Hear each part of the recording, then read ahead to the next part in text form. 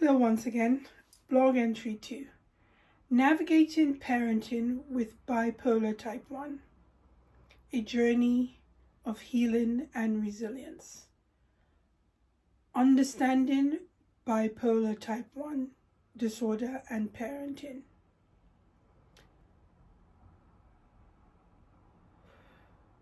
Parenting is a journey filled with joy, challenges, and growth.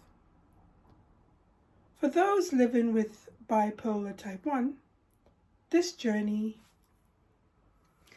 can become even more complex and at times overwhelming.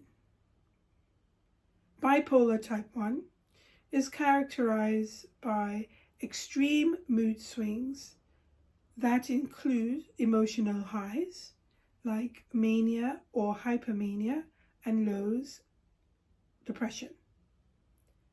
Managing this disorder while raising children requires immense strength, resilience, and sometimes difficult decisions. One of the hardest decisions for a parent with bipolar type 1 may be choosing to step away temporarily from their role to focus on their mental health.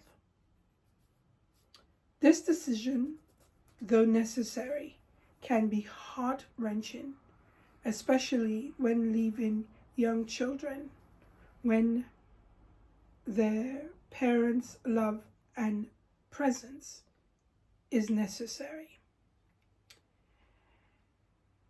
In this blog post, I will share my personal experience of making this tough choice and the profound effects it had on my family, especially my 3 children, at the time, ages 9, 7, and 3.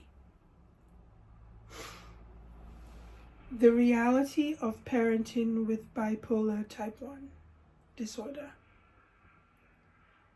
Bipolar type 1 disorder often creates an unpredictable environment at home, with moods shifting from extreme highs to devastating lows.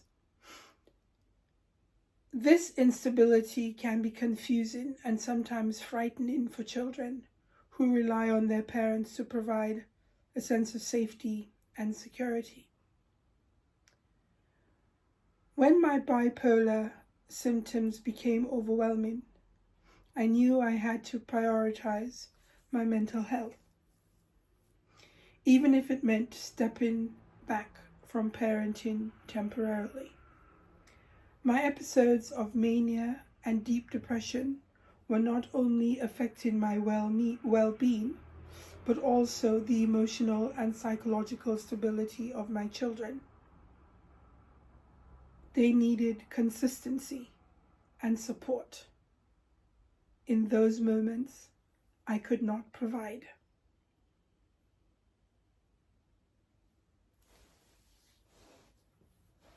The impact on my children, understanding and coping. Leaving my children behind was one of the hardest things I have ever had to do. My eldest was 9 at the time, was old enough to sense that something was wrong. She was confused and worried, often asking why I couldn't just feel better. My middle child was 7, was caught between understanding and confusion, trying to be strong for her siblings while dealing with her own feelings of abandonment.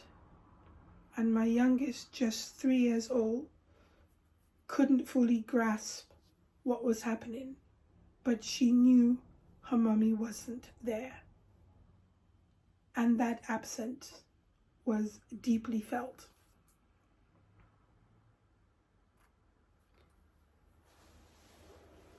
Emotional strain. My absence placed a significant emotional strain on all of them. They were too young to fully understand mental illness and the necessity for treatment, which made the separation even more painful. The older two especially dealt with their feelings of abandonment and confusion, while the youngest struggled with the sudden change in routine and care. While it felt like abandonment, at no point did I abandon my children, but to them in their young eyes, it was abandonment. That is something I constantly have to live with and explain that I didn't abandon my children. There were behavioral changes. Each child reacted differently to the situation. My eldest acted out by always trying to be the center of attention, which led to a display and an increase of anxiety. My middle, often seeking assurance from other family members while keeping her emotion intentionally in check. And as for my youngest, still so small, clung to caregivers, confused by the sudden shift in her world. Even though they are grown up, you can still see some of the traits of the impact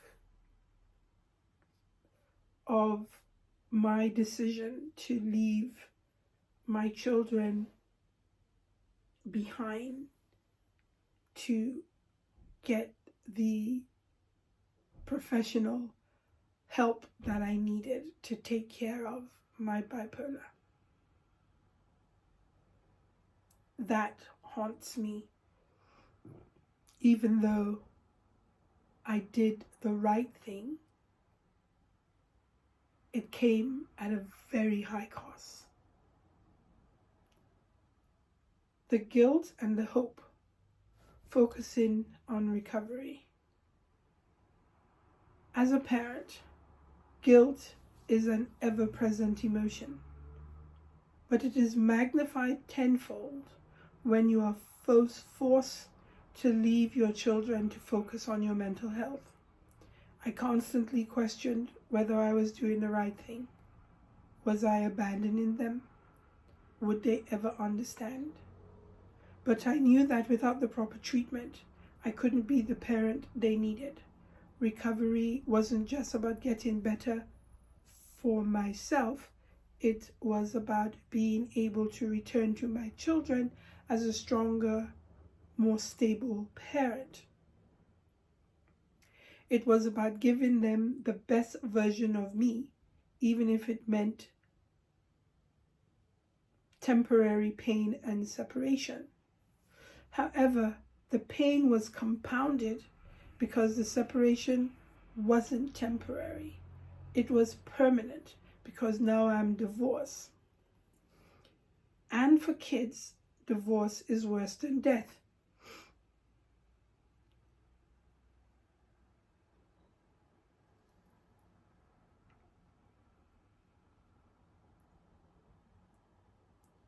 Returning home, building trust and connection. The journey back home wasn't easy because there was no returning home, not the home they knew. It was a new home in a different country for me. It took time to rebuild the trust and the connection with my children. They had been through a lot, and so had I. But I made a conscious effort to be present and to communicate openly with them about my illness in a way that they could understand. Open communication. I explained my disorder to them in simple terms, helping them to understand that my time away was necessary for me to get better.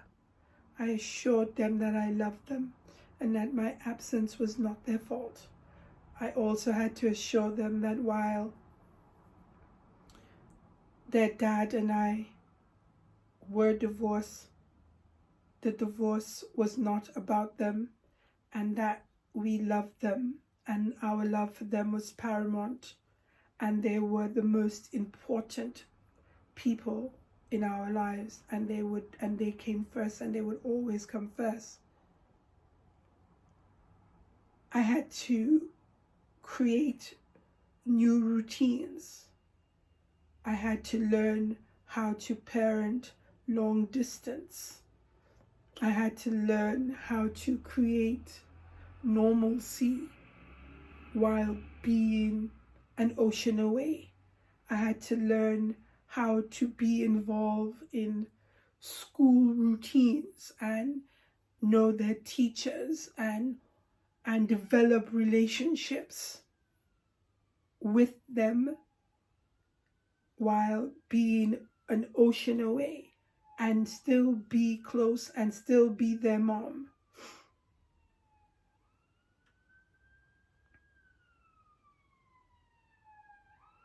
And create some normalcy and let them know that I was their mom despite the distance.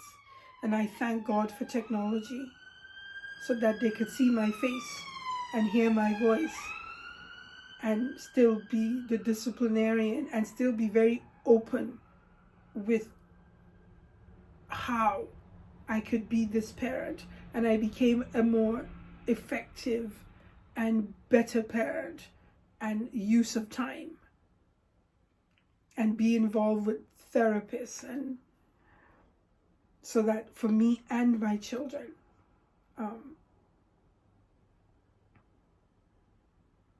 the road is still hard. You can still see some of the connection blocks that were missing and have been missing as they get older. But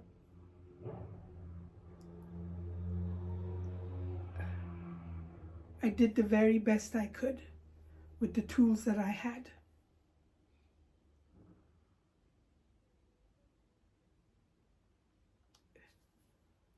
We sought support. We also worked with a therapist and counselors, both for myself and my children. This helped us navigate the complex emotion and challenges that arose from our experiences. In conclusion, embracing the journey of healing together. Parenting with bipolar type 1 disorder is a journey filled with unique challenges, but there is also a journey of immense strength and resilience. By prioritizing my mental health, I was able to return to my children healthier and more present. The experience taught me the importance of self-care, open communication, and the incredible capacity for healing within a family. Today, my children and I continue to grow together, learning from our past, embracing the future with hope and love. Our bond has been strengthened by the trials we face, and I am grateful every day for the opportunity to be their mother fully and wholeheartedly. This blog entry shares a deeply personal experience, highlighting the challenges and eventual healing that comes from managing bipolar type 1 disorder while parenting. If you face a similar situation, know that you are not alone, and that seeking help is a brave and necessary step towards being the best parent you can be. Thanks for listening.